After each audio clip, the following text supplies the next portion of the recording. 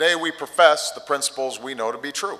We believe that each of us is wonderfully made in the image of God.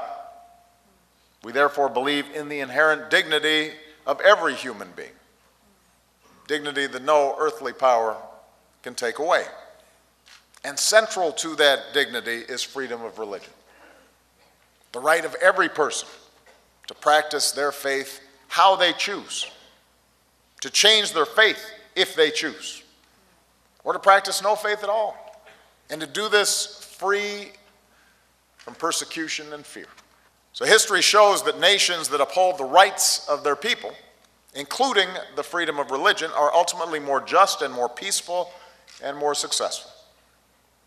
Nations that do not uphold these rights sow the bitter seeds of instability and violence and extremism.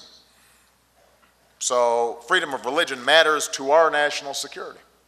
And as we pray for all prisoners of conscience, whatever their faiths, wherever they're held, let's imagine what it must be like for them.